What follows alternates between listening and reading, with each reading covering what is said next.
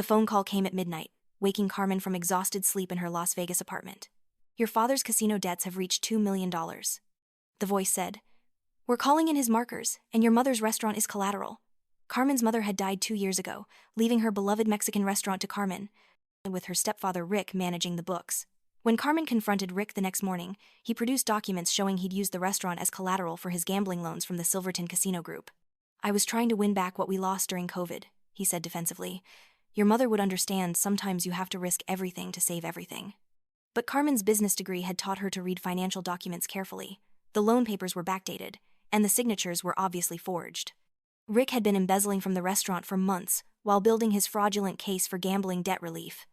Investigation revealed Rick had partnered with loan shark Vincent Morrison, who specialized in acquiring ethnic restaurants in prime Las Vegas locations for conversion into upscale establishments. They planned to force Carmen out through manufactured debt, then flip the property for millions. Carmen had 15 days before foreclosure proceedings began. But Rick had made a fatal error. He tried to outsmart someone who'd grown up watching her mother build a business from nothing through pure determination. Working with financial crimes attorney Rosa Delgado, Carmen discovered Rick had been using the restaurant's credit lines for gambling while reporting false revenues to create the appearance of a failing business. She began secretly documenting his activities while building her legal case.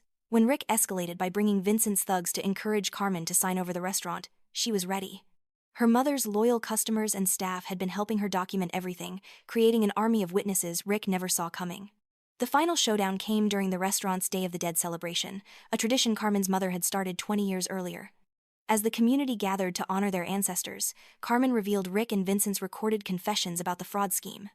Immigration and customs agents, who'd been investigating Vincent's money laundering operations, arrested both men during the celebration.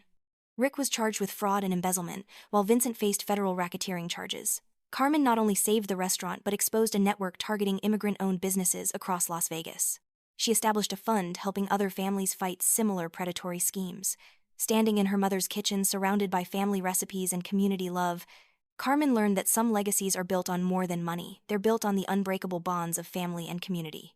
Want to hear how another determined woman refused to let greed destroy her family's dreams? Click the link in our description for more incredible stories of justice, revenge, and the power of fighting back.